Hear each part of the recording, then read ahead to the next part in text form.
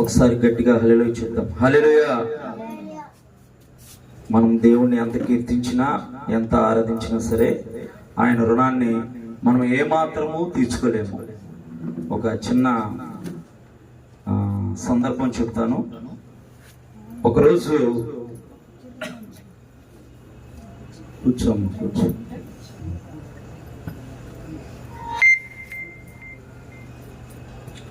ఒకరోజు సముద్రంలో ఒక ఓడ వెళ్తుంటే ఆ ఓడ పైన టెర్రస్ పైన ఒక చిన్న పిల్లోడు తన యొక్క కుక్క పిల్లతో ఆడుకుంటున్నాడు అనమాట.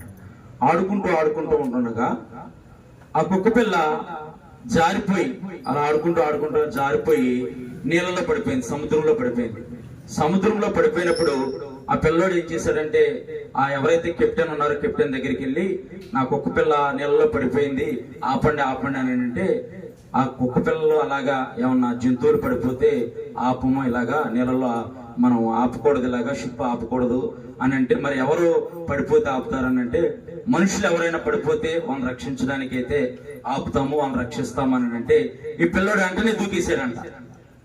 ఈ పిల్లోడు దూకేసాడని ఆ కెప్టెన్ ఏం చేశాడని అంటే తను కూడా దూకేసి ఆ పిల్లవాడిని కుక్క పిల్లని కూడా రక్షించాడంట. దీంట్లో ఏమర్థమైంది మీకు? యేసు ప్రభు వారు కూడా మానవులు పాపముల చేత అపరాధముల చేత చనిపోయి ఉంటే మానవ యొక్క అవతారంలో దేవుని కుమారుడిగా ఆయన కూడా మనుషుల్ని ప్రేమించి మానవాళ్ళని ప్రేమించి ఈ లోకానికి వచ్చాడు. ఆయన జంతువుల కొరకు రాలేదు, పక్షుల కొరకు రాలేదు. ఆయన స్వరూపమందు ఆయన పోలిక చొప్పున చేయబడిన మానవుల కొరకు ఆయన ఈ లోకానికి వచ్చి తన పరిశుద్ధ రక్తాన్ని చిందించి ఆయన బలియాగం ద్వారా, ఆయన యొక్క బలి అర్పణ ద్వారా మన మానవాళంతటికి విమోచన విడుదలను దయచేసిన గొప్ప దేవునికి మహిమ కలుగును గాక. ఆమేన్. యేసు ప్రభువారు అంటున్నారు, ఆవగింజంత విశ్వాసం మీలో ఉంటే ఎంత అంటే ఆవగింజంత.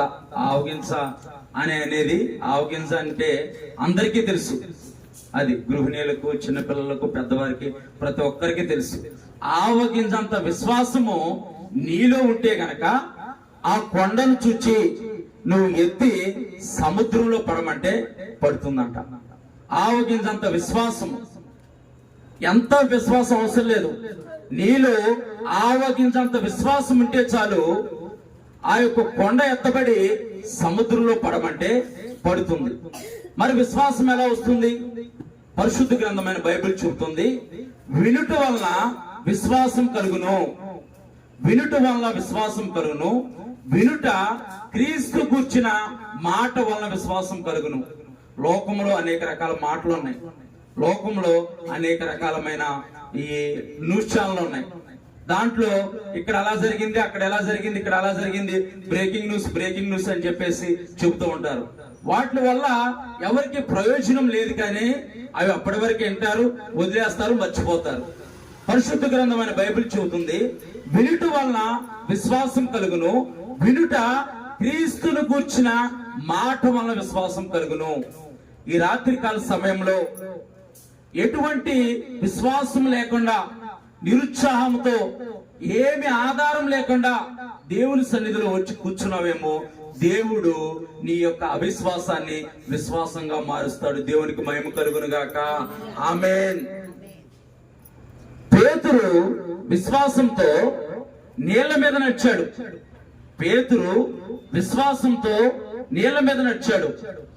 క్రైస్తవ యొక్క సమాజానికి, క్రైస్తవులు అనబడిన మనకి కొన్ని పునాదులు ఉన్నాయి. పునాదుల మీద కట్టబడిన ఆ యొక్క కట్టడమే బలంగా ఉంటుంది. కింద పునాది బలంగా లేకపోతే ఆ కట్టడము బలంగా ఉండదు. మన క్రైస్తవ యొక్క సమాజానికి, క్రైస్తత్వానికి కొన్ని పునాదులు ఉన్నాయి. పరిశుద్ధత అనేది ఒక పునాది, విశ్వాసం అనేది ఒక పునాది, ప్రేమ అనేది ఒక పునాది. వీటి మీద కట్టబడిన క్రైస్తవ సమాజము, క్రైస్తవ జీవితము ఎందరికో ఆదర్శప్రాయంగా ఉంటుంది. పేతురు విశ్వాసంతో నీళ్ల మీద నడిచాడు. మరి పేతురు లాంటి విశ్వాసం మనకు కూడా కావాలి కదా. పేతురు విశ్వాసంతో నీళ్ల మీద నడిచాడు. యేసు ప్రభువారు ఈ భూలోకంలో నివసిస్తున్న కాలంలో లూకా సువార్త 8వ అధ్యాయము 49వ వచనం, లూకా సువార్త 8వ అధ్యాయం 49వ వచనంలో ఇక్కడ సమాజపు అధికారి యాయిరు అనే ఒక సమాజపు అధికారిని మనం చూస్తాము. ఆ సమాజపు అధికారి తన కుమార్తె చావు బతుకుల మధ్య ఉంది, ఇంకా చనిపోలేదు, చావు బతుకుల మధ్య ఉంది. ఈ లోపల ఈ యొక్క యాయిరు ఏం చేశాడంటే యేసు ప్రభువారి దగ్గరికి వెళ్ళి యేసు ప్రభువారిని ఎదుర్కొని, ప్రభువా నా కుమార్తె చావటానికి సిద్ధంగా ఉంది, నీవు వచ్చి ప్రార్థన చేస్తే నా కుమార్తె తప్పకుండా బతుకుతుంది. ఎందుకనంటే నువ్వు పుట్టినది మొదలుకొని కుంటువానికి కాళ్ళు ఇచ్చావు, నడిపించావు, పక్షవాయు గల రోగిని నువ్వు ముట్టావు, కుష్టి వ్యాధి గల వాడిని స్వస్థపరిచావు, రక్తస్రావం గల స్త్రీ నీ వస్త్రపు చెంబు ముట్టుకుంటే చాలు ఆమె స్వస్థపరచబడిందని ఈయన విశ్వసించి యేసు ప్రభువారి దగ్గరకు వచ్చి యేసు ప్రభువారిని అడుగుతున్నాడు. ఏమని అడుగుతున్నాడంటే, ప్రభువా నీవు గనక ఒక్కసారి మా ఇంటికి వస్తే మా కుమార్తె చావు బతుకుల మధ్య ఉంది, ఆమె నీవు వచ్చి ప్రార్థన చేస్తే గనక ఆమె తప్పకుండా ఆమె బతుకుతుందనే విశ్వాసంతో తను యేసు ప్రభువారి వద్దకు వస్తే తన వెనకాల కొంతమంది వచ్చారు, వారి యొక్క బంధువులు కొంతమంది వచ్చారు. వాళ్ళు వచ్చి అంటారు, బోధకుడిని శ్రమ పెట్టవద్దు, యేసయ్యని శ్రమ పెట్టవద్దు, నీ కుమార్తె చనిపోయింది అని చెబుతారు. అప్పటి వరకు యాయిరు విశ్వాసంతో ఉన్నాడు, ఎంతో నమ్మకంతో ఉన్నాడు. యేసు ప్రభువారిని మా ఇంటికి తీసుకెళ్తే తప్పకుండా నా కుమార్తె బతికిద్దననే విశ్వాసంతో యాయిరు ఉన్నాడు. అప్పుడు ఆ వార్త చెప్పినప్పుడు యాయిరు కొంచెం కృంగుబాటు కలిగింది, యాయిరు కొంచెం కలవరం వచ్చింది, నా కుమార్తె చనిపోయిందే. అప్పటి వరకు అనుకుంటున్నాడు ఇప్పుడు చావు బతుకుల మధ్య ఉంది కదా, ప్రార్థన చేస్తే తప్పకుండా యేసు ప్రభువారు వచ్చి హస్తము తన మీద నుంచి ప్రార్థన చేస్తే గనక తప్పకుండా తను బతుకుతుందనే విశ్వాసంతో ఉన్నాడు. 6 బంధువులు వచ్చి ఆయన బంధువులు వచ్చి ఏమని చెప్పారనంటే, నీ కుమార్తె చనిపోయింది, బోధకుడిని శ్రమ పెట్టవద్దు అని అంటే యాయిరు నిరుత్సాహంతో కృంగుబాటుతో ఉంటే యేసు ప్రభువారు యాయిరుని చూసి అంటారు, భయపడవద్దు, దేవుని యొక్క పరిశుద్ధమైన నామానికి మహిమ కలుగును గాక. ఈ రాత్రికాల సమయంలో నీవు ఎటువంటి భయంతో వచ్చినా, ఎటువంటి అపనమ్మకంతో వచ్చినా, ఎటువంటి విశ్వాసంతో నీవు విశ్వాసం లేకుండా దేవుని సన్నిధికి వచ్చి కూర్చున్నావేమో, దేవుడు అంటున్నాడు భయపడవద్దు, నేను నీకు తోడుగా ఉంటాను, నేను నీకు అండగా ఉంటాను. మనము యేసు ప్రభువారి యందు విశ్వాసం ఉంచి మనం 1 అడుగు ముందుకేస్తే ఆయన మనతో పాటు 10 అడుగులు వేస్తాడు. మనుషులైతే నీతో పాటు ఉంటాను, నీకు ఏది అడిగితే అది చేస్తాను, నీకు ఏ కష్టం వచ్చినా నేను ఉంటానంటారు. కానీ మనుషులు ఎవ్వరూ మనతో ఉండరు, స్నేహితులు ఎవ్వరూ మనతో ఉండరు, బంధువులు ఎవ్వరూ మనతో ఉండరు. మాటల వరకే చెప్పగలుగుతారు, అవి చేతల్లో కార్యరూపంలో వాళ్ళు దాచలేరు, ఎవరి పరిస్థితులు వారి. కానీ యేసు ప్రభువారు నీ కొరకు నా కొరకు ప్రాణం పెట్టిన లోక రక్షకుడు అంటున్నాడు, భయపడవద్దు. ఈ రాత్రికాల సమయంలో నువ్వు ఎటువంటి భయంతో ఉన్నా సరే, అనారోగ్యం అనే భయంతో ఉన్నా, నిరుద్యోగం అనే భయంతో ఉన్నా, గర్భఫలం లేదని భయంతో ఉన్నా, నా జీవితం ఏంటి, నా పరిస్థితి ఏంటి, అందరూ నన్ను అవమానిస్తున్నారు, అందరూ నా జీవితాన్ని చూసి హేళన చేస్తున్నారు, అపహేళన చేస్తున్నారు, నా జీవితాన్ని నేను ముగించుకుంటే బాగుండని నీవు అనుకుంటున్నావేమో, ఈ రాత్రికాల సమయంలో దేవుడు అంటున్నాడు భయపడవద్దు, నేను నీకు తోడుగా ఉంటాను. హల్లెలూయా, హల్లెలూయా. యాయిరుతో యేసు ప్రభువారు చెప్పారు భయపడవద్దు, భయపడవద్దు అని చెప్పిన మాటలాగా అలాగే ఉండలేదని యేసు ప్రభువారు యాయిరుతో పాటు యేసు ప్రభువారు తన ఇంటికి వెళ్ళి పేతురు, యోహాను, యాకోబుని అంట పెట్టుకుని వెళ్ళి అక్కడ వారందరూ యాయిరు కుమార్తె చనిపోయిందనని ఏడుస్తుంటే మీరు ఏడవద్దు అని అంటే యేసు ప్రభువారిని అపహాసం చేశారు. ఈయనేంటి చనిపోతే కుమార్తె చనిపోతే ఏడవద్దు అని అంటాడు అని అపహాసం చేసిన యేసు ప్రభువారు లోపలికి వెళ్ళి చిన్నదాన లెమ్మనగానే, యేసు ప్రభువారు చిన్నదాన లెమ్మనగానే యాయిరు కుమార్తె బ్రతికింది. ఈ రాత్రికాల సమయంలో దేవుడు నీకున్న పరిస్థితులన్నిటి నుంచి లేవనెత్తబోతున్నాడు, నీకున్న స్థితిగతులన్నిటి నుంచి లేవనెత్తబోతున్నాడు. నువ్వు ఏ పరిస్థితిలో ఉన్నా సరే ఆ పరిస్థితి నుంచి నిన్ను లేవనెత్తబోతున్నాడు. కేవలము యేసు ప్రభువారి యందు విశ్వాసం ఉంచడం ద్వారానే, యేసు ప్రభువారిని నమ్మడం ద్వారానే యేసు ప్రభువు అంటున్నారు, నమ్ముట నీ వలన అయితే. మార్కు సువార్త 9వ అధ్యాయము 23వ వచనం. మార్కు సువార్త 9వ అధ్యాయము 23వ వచనం. అందుకు యేసు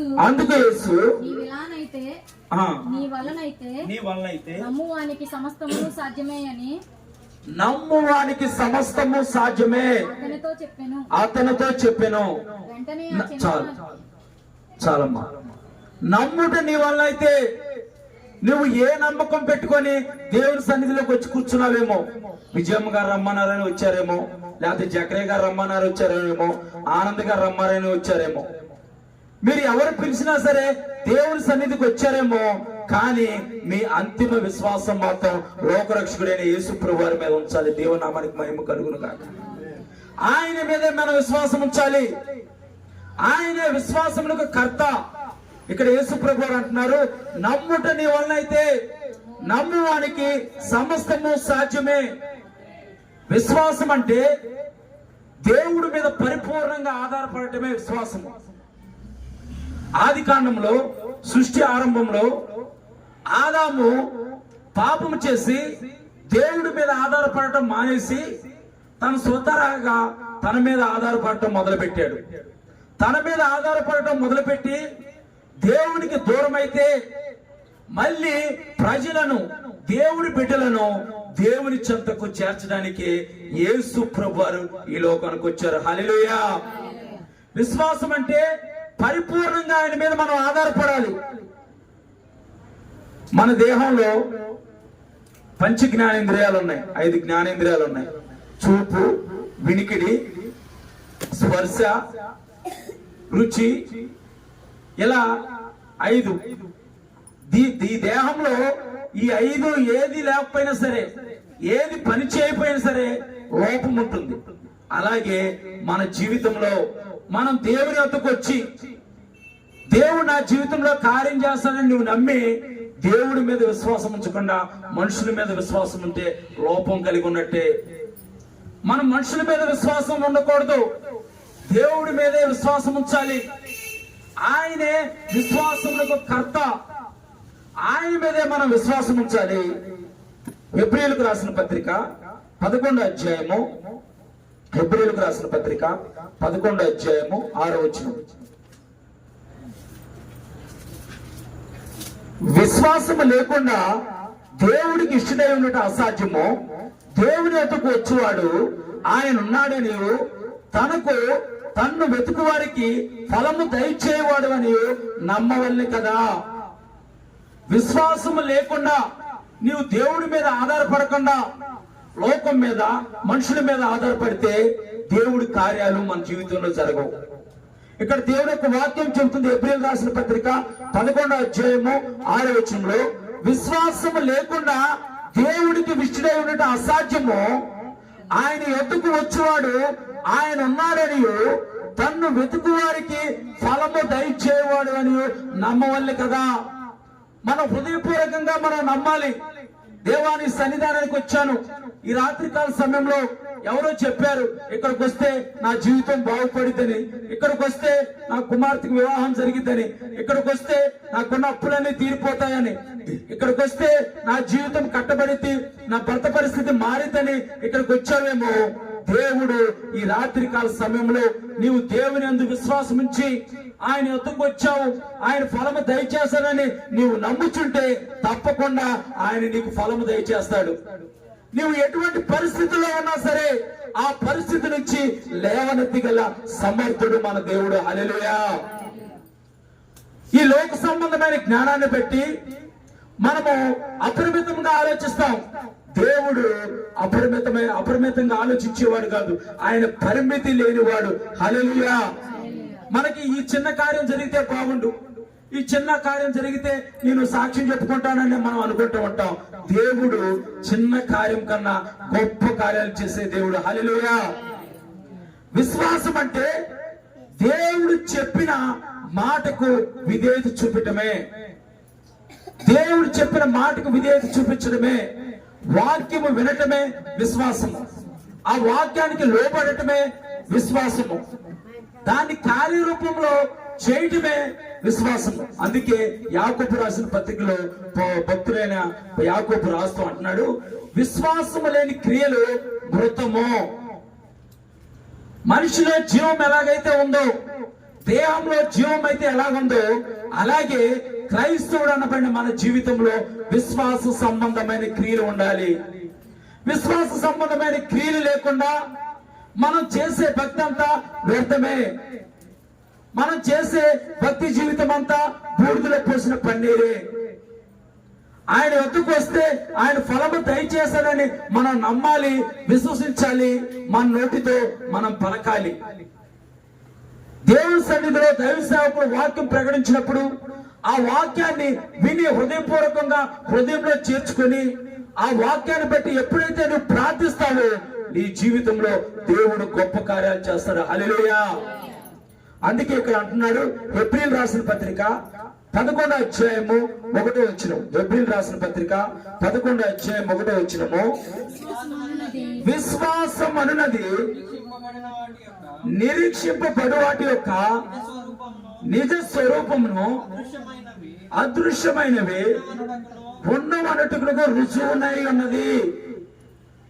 నీ జీవితంలో ఏ కార్యమైతే జరగాలని నీవు విశ్వసిస్తున్నావో, ఏ కార్యమైతే జరిగితే నా జీవితం బాగుంటుందని నువ్వు విశ్వసిస్తున్నావో దాన్ని హృదయపూర్వకంగా నువ్వు నమ్మాలి, నీ నోటితో నువ్వు పలకాలి.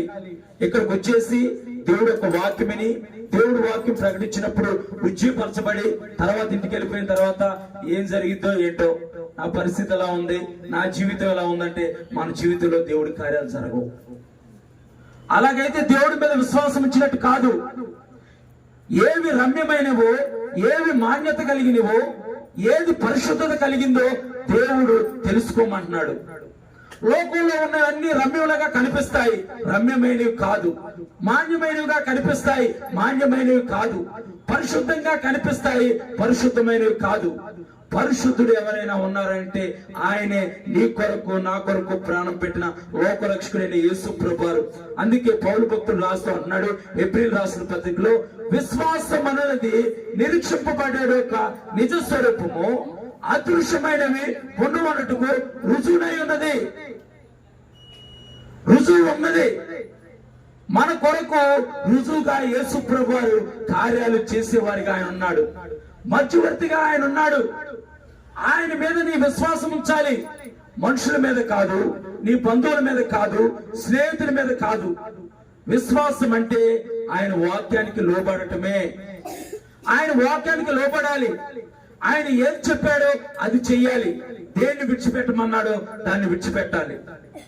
దేవుడికి అసహ్యమైన కార్యాలు, దేవుడికి వ్యతిరేకమైన కార్యాలు, దేవుడికి ఆయాసకరమైన కార్యాలు మన హృదయంలో దాచి ఉంచుకొని, మన దేహంలో దాచి ఉంచుకొని, మనం కప్పుకొని ఇక్కడికి వచ్చి హల్లెలూయా స్తుతి మహిమ అంటే దేవుడి కార్యాలు మన జీవితంలో జరగవు. మన హృదయాన్ని హృదయపూర్వకంగా ఆయన సన్నిధిలో మనం కుమ్మరించుకోవాలి. ఆయన వాక్యాన్ని మన హృదయంలో చేర్చుకోవాలి. అందుకే దావీదు భక్తుడు అంటాడు, నా హృదయంలో వాక్యం ఉంది గనక నేను పాపం చేయను. మన హృదయంలో ఆయన వాక్యానికి చోటు ఇవ్వాలి. అదే విశ్వాసము. ఎందుకనంటే వినుట వల్ల విశ్వాసం కలుగును, వినుట క్రీస్తును గురించిన మాట వల్ల మాత్రమే విశ్వాసం కలుగుతుంది. సేవకుడు చెప్పే మాటల వల్ల కాదు. సేవకుడు నోట పలికిచ్చే ప్రతి మాట వారి యొక్క ఇచ్చను బట్టి కలగదు కానీ పరిశుద్ధాత్మ పేరును బట్టి కలుగుతుందని దేవుని వాక్యము రూఢిపరచబడుతుంది. దేవుని యొక్క పరిశుద్ధమైన నామానికి మహిమ కలుగును గాక. విశ్వాసం అనేది నిరీక్షింపబడే యొక్క నిజ స్వరూపము అదృశ్యమైనవి ఉన్నటువంటి రుజువునైనది. నీవు నా జీవితంలో మంచి కార్యం జరగాలని ఇక్కడికి వచ్చి నీవు విశ్వసిస్తున్నావేమో, దేవుడు తప్పకుండా నీ జీవితంలో మంచి కార్యం జరిగించును గాక. ఆయన యందు నీవు విశ్వాసం ఉంచుతున్నావు. ఆయన యందు విశ్వాసం ఉంచిన వాడిని ఆయన అన్నడు సిగ్గుపరిచే దేవుడు కాదు. హల్లెలూయా. మనుషుల మీద విశ్వాసం ఉంచట్లేదు, ఆయన మీద విశ్వాసం ఉంచుతున్నావు గనక ఆయన అన్నడు నిన్ను సిగ్గుపరిచే దేవుడు కాదు. హల్లెలూయా. ఒక వ్యక్తిలో కానీ ఆ వ్యక్తిలో ఉన్న నిర్భరమైన మాట అంటే ఆత్మవిశ్వాసమే విశ్వాసంగా మారుతుంది. నువ్వు దేవుని యొక్క వాక్యం వినటం ద్వారా ఏదైతే నిర్భరమైన ధైర్యం కలుగుతుందో నీకు ఒక ధైర్యం వస్తుంది. ఆయన వాక్యం వినడం ద్వారా ఆ ధైర్యమే, ఆ ఆత్మవిశ్వాసాన్ని మనం విశ్వాసంగా మార్చుకోవాలి. అందుకే యేసు ప్రభువు అంటున్నారు, యోహాను సువార్త 7వ అధ్యాయము 38వ వచనం, 7వ అధ్యాయము 38వ వచనం, నా యందు విశ్వాసం ఉంచువాడు ఎవడో లేఖనము చెప్పినట్టుగా వాని కడుపుల నుండి జీవజల నదులు పారునని బిగ్గరగా చెప్పిన. హల్లెలూయా. ఆయన యందు విశ్వాసం ఉంచితే వాని కడుపుల నుంచి జీవజల నదులు ప్రవహిస్తాయని బిగ్గరగా చెప్పారంట. యేసు ప్రభువు చెప్పారు ఈ మాట. అంటే మనం దేవుని యొక్క వాక్కును విశ్వసించి మన నోటితో ఎప్పుడైతే మనం పలుకుతామో, ఇస్సాకు ఆ దేశమందున్నవాడే గెరారు ప్రాంతంలో కరువు వచ్చింది. ఎలాంటి కరువు అంటే అబ్రహాము ఇస్సాకు ఇచ్చిన ఆస్తి అంతా అయిపోయింది. అబ్రహాం అనే విశ్వాసులకు తండ్రి అనే ఒక భక్తుడు, ఒక ప్రవక్త తన కుమారుడైన ఇస్సాకుకు తన తనంతరము ఆస్తి మొత్తం ఇచ్చేసాడు. ఆస్తి మొత్తం ఇచ్చేస్తే అతడు గెరారు అనే ప్రాంతంలో ఉంటే పరిశుద్ధ గ్రంథమైన బైబిల్లో రాయబడి ఉంది, అబ్రహాము వచ్చిన దినముల్లో కరువు కొన్న గొప్ప కరువు వచ్చిందంట. ఆ గొప్ప కరువులో ఇస్సాకుకి ఏం చేయాలో అర్థం కాలేదు. ఇదేంటి ప్రభు ఇలాంటి పరిస్థితి వచ్చిందని అసలు ఏం చేయాలో పాల్పోలేదు ఇస్సాకు. ఇస్సాకు ఒకటే చేశాడు, ఇస్సాకు ప్రార్థనాపరుడు, ఇస్సాకు దేవుని యందు విశ్వాసం ఉంచేవాడు. ఆ లోకరక్షకుడిని విశ్వాసం ఉంచి ఇస్సాకు ఎప్పుడైతే ప్రార్థన చేయడం మొదలు పెట్టాడు, దేవుడు ఇస్సాకుతో మాట్లాడటం మొదలు పెట్టాడు. నీవు ఎప్పుడైతే దేవుడు యొక్క వాక్కును విని ప్రార్థించడం మొదలు పెడతావో, దేవుడు నీతో మాట్లాడటం మొదలు పెడతాడు. హల్లెలూయా. ఇస్సాకు ఆ దేశం ఉన్నాడే, ఆ గొప్ప కరువులో, ఆ దేశమంతా కరువుతో ఉంది, ఆ దేశ రాజులు కరువుతో అల్లాడుతున్నారు, అక్కడ ప్రజలు కరువుతో అల్లాడుతుంటే ఇస్సాకు విశ్వాసంతో ఎక్కడ తోయితే అక్కడ జలలు గల బావులు ఊరాయంట. హల్లెలూయా. కేవలము దేవుని యందు విశ్వాసం ఉంచడం ద్వారా చేసే ప్రయత్నంలో ఇస్సాకు ఎక్కడ తోవితే అక్కడ, అది రాతి నేలైనా మట్టి నేలైనా ఏ నేలైనా సరే, అక్కడ ఇస్సాకు తవ్వితే అక్కడ జలలు గల బావులు ఊరాయంట. నీవు దేవుని యందు విశ్వాసం ఉంచి ఆయనే నా జీవితానికి పరిష్కారము, ఆయనే నా జీవితాన్ని కట్టేది, నా సమస్య కంటే గొప్పవాడని ఆయనని నువ్వు ఎప్పుడైతే నమ్మి విశ్వసించి ఆయన సన్నిధిలో ప్రార్థిస్తావో, నీకున్న సమస్యలన్నిటి నుంచి ఆయన విడిపించే గొప్ప దేవుడే ఉన్నాడు. దేవునికి మహిమ కలుగును గాక. ఇస్సాకు ఆ దేశమందున్నాడే విత్తనం వేసి ఆ కరువులో 100 ఫలము పొందాడంట. హల్లెలూయా. అందుకే యేసు ప్రభువు అంటున్నారు, ఎవరైతే నా మాటలు వారి హృదయంలో చేర్చుకుంటారో, వారి హృదయంలో ఉంటాయో, వారి కడుపుల నుంచి జీవజల నదులు ప్రవహిస్తారని బిగ్గరగా చెప్పాడంట. హల్లెలూయా. జీవజల నదులు మనలో నుంచి ప్రవహించాలంటే మనం చేసే ప్రయత్నాల్లో, మనం చేసే పనుల్లో, మనం చేసే కార్యాల్లో ఆయన మనకి తోడుగా ఉండి మనల్ని, మన కుటుంబాల్ని, మన బిడ్డల్ని ఆశీర్వదించాలంటే ఆయన యందు విశ్వాసం ఉంచి ఆయనకు వాక్కును మన హృదయంలో చేర్చుకోవాలి. హల్లెలూయా. హల్లెలూయా. విశ్వాసానికి ఆధారం. విశ్వాసం అంటే ఏంటో మనం చూసుకున్నాము. విశ్వాసానికి ఆధారం, దేవునిలో విశ్వాసం ఉంచడానికి 3 ముఖ్య వాస్తవ ఆధారాలు దేవునిలో మీకు చూపిస్తాను. 3 ముఖ్య ఆధారాలు త్వరగా ముగిస్తాను. హెబ్రీయులకు రాసిన పత్రిక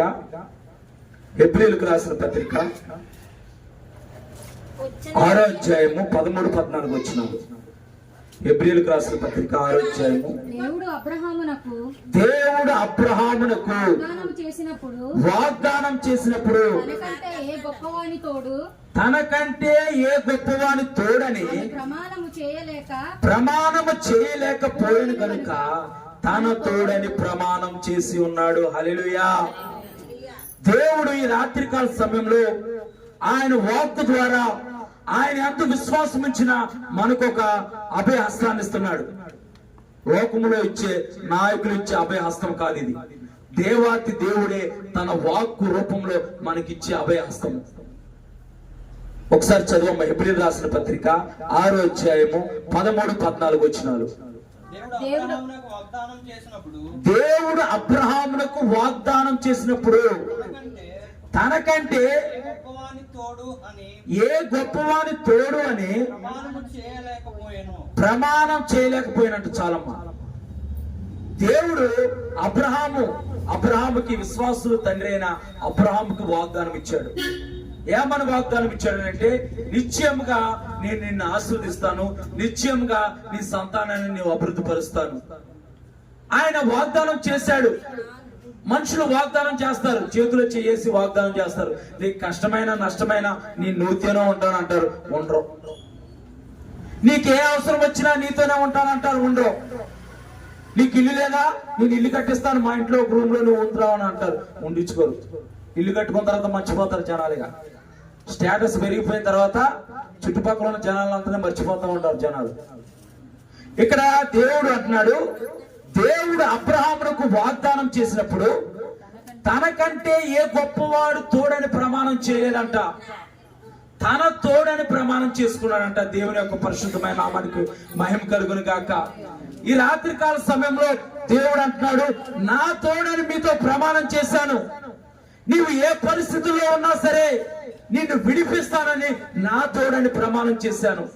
నీ కుటుంబం కట్టబడాలని నా తోడని ప్రమాణం చేశాను. నీ జీవితం ఆశీర్వదింపబడాలని నా తోడని ప్రమాణం చేశాను. ఎందుకనంటే ఆయన నీ కొరకు నా కొరకు ప్రాణం పెట్టిన దేవుడు కనుక. ప్రాణం పెట్టిన దేవుడే ప్రమాణం చేయగలడు. ఎందుకంటే పీకల మీదకి వచ్చే తప్పుకుంటారు వాళ్ళు. ఎవరైనా పీకల మీదకి వచ్చిందనుకో తప్పుకుంటారు. జామీ ఉన్నారనుకో, వారి పీకల మీదకి వస్తే వాడు ఏం చేస్తాడు, నేను పెట్టలేదు సంతకం అంటాడు. నాది కాదు ఈ సంతకం, ఫోర్జరీ చేశారు, ఈ సంతకం నాది కాదండి, ఫోర్జరీ చేశారు అని అంటాడు. ఇక్కడ దేవుడు అబ్రహాముతో అంటున్నాడు, ఏ గొప్పవాడు, ఇంకెవరున్నారు గొప్పవారు? ఈ లోకముని భూమిని ఆకాశాన్ని సృష్టించిన సృష్టికర్తే గొప్పవాడు. ఆయన సృష్టికంతే పూర్వం ఉన్నవాడు, ఆయన సృష్టికి ఆధారభూతుడైన వాడు. ఆయన అంటున్నాడు, నా తోడని ఆయన తోడని ప్రమాణం చేశాడంట. నీవు ఆయన యందు విశ్వాసం ఉంచితే గనక ఆయన నిశ్చయంగా నిన్ను ఆశీర్వదిస్తాడు. ఆయన తోడని ప్రమాణం చేస్తున్నాడు. ఆయన నీ కుటుంబాన్ని కడతాడు, ఆయన తోడని ప్రమాణం చేస్తున్నాడు. ఇక్కడ అబ్రహాముతో అంటున్నాడు, నిశ్చయముగా నేను నిన్ను ఆశీర్వదించును, నిశ్చయముగా నేను నిన్ను విస్తరింపజేతును. ఇప్పటి వరకు నువ్వు విస్తరించలేదేమో, ఇప్పటి వరకు కొంచెం కొంచెం పరిస్థితుల్లోనే నీవు ఉన్నావేమో. దేవుడు ఈ రాత్రికాల సమయంలో ఆయన వాక్కు ద్వారా మనతో మాట్లాడుతున్నాడు. ఆయన రానున్న రోజుల్లో నిన్ను విస్తారమైన ఆశీర్వాదాలతో నింపుతానంటున్నాడు. దేవుని యొక్క పరిశుద్ధమైన నామానికి మహిమ కలుగును గాక. ఇప్పుడు నువ్వు ఏ పరిస్థితి ఉన్నావేమో, నా జీవితం ఏంటి, నా పరిస్థితి ఏంటని నువ్వు అనుకుంటున్నావేమో. ఇప్పుడైతే నేను మైక్ పట్టుకుని అలా చూస్తున్నాను, కానీ ఒకానొకప్పుడు 2015 సంవత్సరంలో 2013-14 సంవత్సరంలో మంచి ఉద్యోగం చేసుకునేవాడండి. చాలా బాగుండేది. ఏసీ రూమ్ లో మంచిగా నాకు సపరేట్ ఒక క్యాబిన్ ఉండేది, నాకు ఒక 2 అసిస్టెంట్లు ఉండేవాళ్ళు. చాలా బాగుండేది. దేవుడు అప్పుడు మాట్లాడటం మొదలు పెట్టాడు, నువ్వు నా సేవకు రావాలి అని. నాకు 12-13 సంవత్సరాల వయసు అప్పటి నుంచి మా అమ్మగారు సేవకురాలే. మా అమ్మగారు చెబుతూ ఉండేవారు, నువ్వు కంపల్సరీ దేవుడు పరిచర్య చేయాలని. అంటే నేను పరిచర్య లేదు ఏమీ లేదని చెప్పేసి నా పొంతాన్ని నేను నా ఆశయాలు నెరవేర్చుకోవడానికి, నేను ఏవైతే ఆలోచిస్తున్నానో వాటిలన్నింటినీ నెరవేర్చుకోవడానికి పరిగెత్తుతూ ఉండేవాడిని. క్రమక్రమంగా దేవుడు మాట్లాడటం మొదలు పెట్టాడు. ఒక ఉద్యోగం, మంచి ఉద్యోగం కావాలంటే మంచి ఉద్యోగం ఇచ్చాడు. ఆ ఉద్యోగం చేస్తున్న ఒక 5-6 నెలల నుంచి దేవుడు మాట్లాడటం మొదలు పెట్టాడు, నీవు నా పరిచర్య చేయాలి.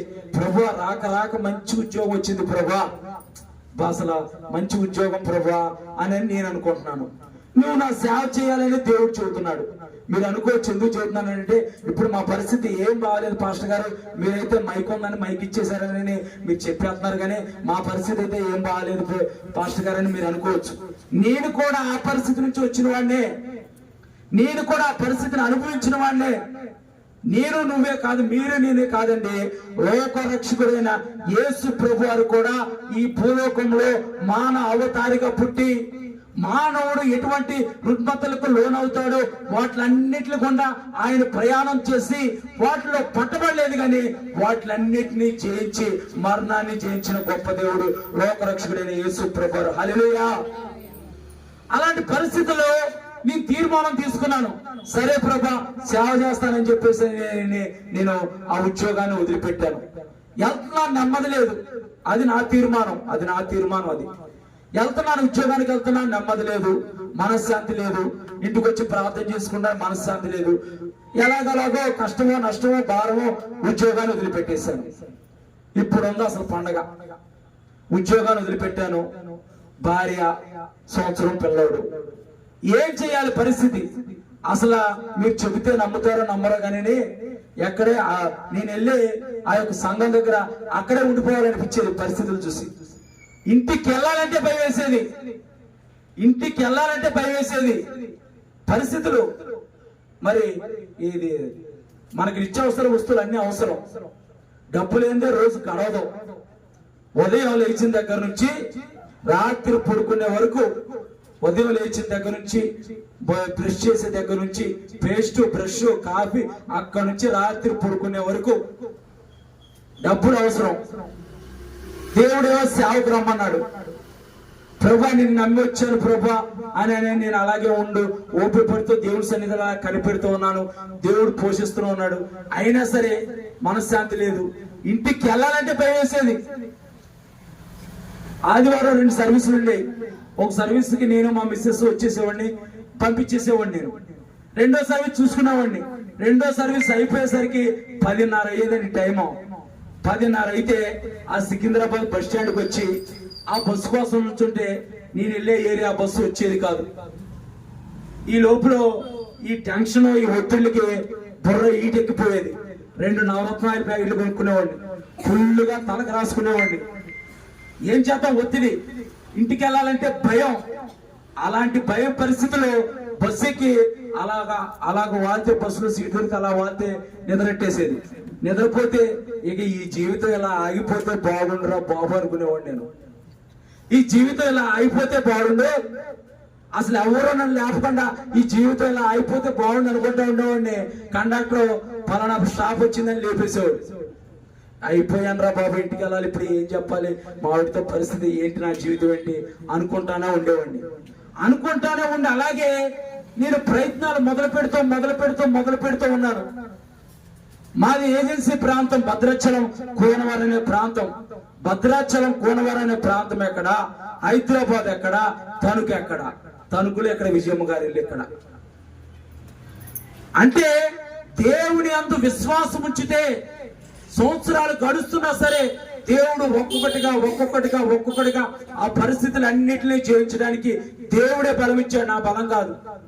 ఎన్నోసార్లు వెనక్కి వెళ్ళిపోవాలనుకున్నా, ఎన్నోసార్లు చనిపోవాలనుకున్నా, ఎన్నోసార్లు ఎవరికి చెప్పకుండా తట్టపట్ట సత్యేసుకొని వెళ్ళిపోవాలనుకున్నా, కానీ దేవుడే నన్ను నిలబెట్టాడు. ఈ రాత్రికాల సమయంలో మీ ముందు సాక్షిగా నన్ను నిలబెట్టాడు. దేవునికి మహిమ కలుగును గాక. ఈ రాత్రికాల సమయంలో నీవు కూడా ఇటువంటి పరిస్థితుల్లో వచ్చి కూర్చున్నావేమో. నా జీవితం అర్థం కావట్లేదు, నాకు అప్పులు ఉన్నాయండి, నాకు అనారోగ్య సమస్య అండి, నాకు ఇబ్బందికరమైన పరిస్థితి అండి, చుట్టుపక్కల ఉన్న వాళ్ళందరూ నన్ను అవమానపరుస్తున్నారండి, గృహాన్ని మొదలు పెట్టుకున్నానండి, ఆ గృహం కంప్లీట్ అవ్వట్లేదండి, ఆ గృహంలోకి గృహప్రవేశానికి వెళ్తానో వెళ్ళనో కూడా అర్థం కావట్లేదని నువ్వు ఈ రాత్రికాల సమయంలో వచ్చి కూర్చున్నావేమో. నీవు దేవుని అందు హృదయపూర్వకంగా విశ్వాసం ఉంచితే ఆయన అబ్రహాముని ఆస్వాదించేటప్పుడు ఏ గొప్పవారి తోడని ఆయన ఆస్వాదించలేదు కానీ, ఏ గొప్పవారి తోడని ఆయన ఒట్టు పెట్టుకోలేదు కానీ ఆయన తోడని ఒట్టు పెట్టుకున్నాడు.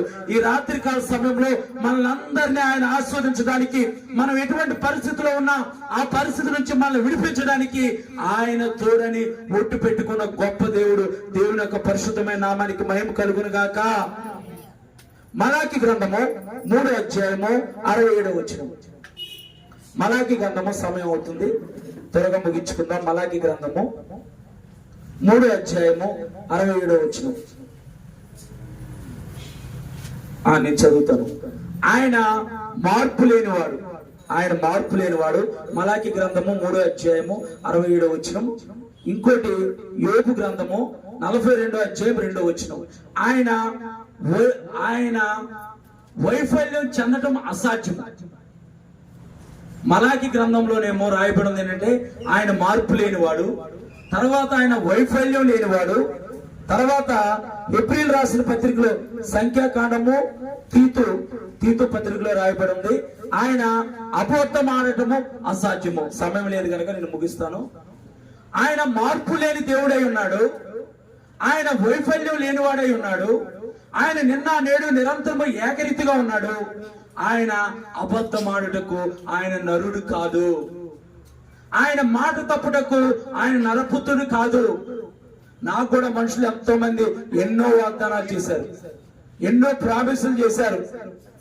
నీకెందుకు, మేము ఉన్నాం కదా, మేము చూసుకుంటామని అన్నారు. నేను అనుకునేవాడిని నిజమే కదా అని అనుకునేవాడిని. వాళ్ళు ఎవ్వరూ నాతో లేరు. దేవుడే నాతో ఉన్నాడు. దేవుడు ఏర్పరిచిన వారే దేవుడు నాతో ఉంచాడు. దేవుని యొక్క పరిశుద్ధమైన నామానికి మహిమ కలుగును గాక. నేను అనుకునేవాడిని వాళ్ళందరూ విడిచిపెడుతున్నప్పుడు, ఇదేంటి ప్రభువా, నేను నమ్మకంగానే ఉన్నానుగా, నేను యథార్థంగానే ఉన్నానుగా, నేను మంచిగానే ఉన్నానుగా అని నేను అనుకుంటా ఉండేవాడిని. దేవుడు అనేవాడు నిన్ను ఇక్కడ నుంచి నెక్స్ట్ లెవెల్, ఇంకో లెవెల్ పైకి తీసుకెళ్ళడానికి వాళ్ళందరినీ నేను దూరపరచానని దేవుడు. అలాగే మనం మనుషుల మీద ఆధారపడినప్పుడు దేవుడు కావాలనే కొన్ని పరిస్థితులు గుండా మనం నడిపిస్తాడు. ఆ పరిస్థితులు గుండా మనం నడిచినప్పుడు మనం కృంగిపోకూడదు, మనం నిరుత్సాహపడకూడదు. మనము విశ్వాసములకు కర్తయు దాన్ని కొనసాగించేవాడైన యేసు వైపు చూచి మన ఎదుట ఉన్న పందెంలో మనం ఎప్పుడైతే ఓపికతో పరిగెత్తుతామో, పరిగెత్తించేవాడు కూడా ఆయనే. మన జీవితంలో విజయాన్ని ఇచ్చేవాడు కూడా ఆయనే. ఈ రాత్రికాల సమయంలో నీ జీవితంలో ఎటువంటి విజయం కావాలని నీవు ఎదురు చూస్తున్నావో, నా జీవితం కట్టబడాలని నువ్వు ఎదురు చూస్తున్నావేమో, నా పరిస్థితి బాగుండాలని నువ్వు ఎదురు చూస్తున్నావేమో, ఒక్కటే ఒక మాట, ఆయన నిన్న నేడు ఏకరీతిగా ఉన్న దేవుడు. ఆయన వైఫల్యం లేని దేవుడు.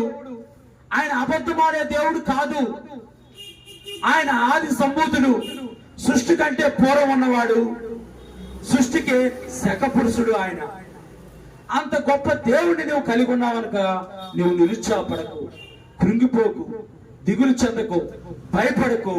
యాయూరుతో అన్నట్టుగా భయపడకు అని యేసు ప్రభువు చెప్పి యాయూరు కుమార్తెను ఎలాగైతే దేవుడు ప్రార్థించి లేవనెత్తాడో, మనకున్న పరిస్థితులు అన్నిటి నుంచి దేవుడు రానున్న రోజుల్లో వాటన్నిటిపైన దేవుడు మనకి విజయాన్ని అనుగ్రహిస్తాడు. హల్లెలూయా.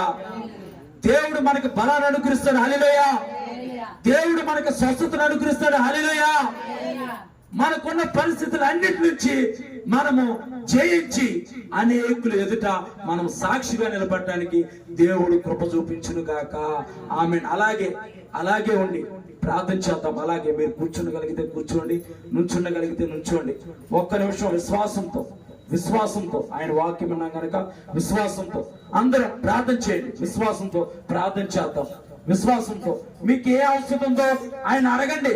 మీకు ఏ అవసరం ఉందో నోరు తెరిచి హృదయపూర్వకంగా, దేవుని యొక్క ఆత్మ మన మధ్యలో ఉంది. పరిశుద్ధాత్మ దేవుడు మన జీవితాల్లో కార్యాలు చేయదలచడానికి సిద్ధంగా ఉన్నాడు కనుక ఈ రాత్రికాల సమయంలో మనం ఆయన ఎదుట ప్రార్థన చేద్దాం. విశ్వాసంతో అడుగుదాం. వినటం వల్ల, క్రీస్తుని గురించి మాట వల్ల మనం విశ్వాసం పొందుకున్నాం. నేను కూడా ఇప్పుడు కొత్తగా విశ్వాసాన్ని పొందుకున్నాను. నా సాక్ష్యం నేను చెప్పడమే నాకు విశ్వాసం కలిగింది. అవును ప్రభా, నీవు నాతో ఉన్నావని నేను నమ్ముతున్నానని ఇంకా నేను ఆత్మలో బలపరచబడ్డాను. మీరు బలపరచాలని నేను దేవుడి పేరట నేను నమ్ముతున్నాను గనక అడుగుదాం. మౌనంగా ఉండొద్దు, ఎవరు మౌనంగా ఉండొద్దు.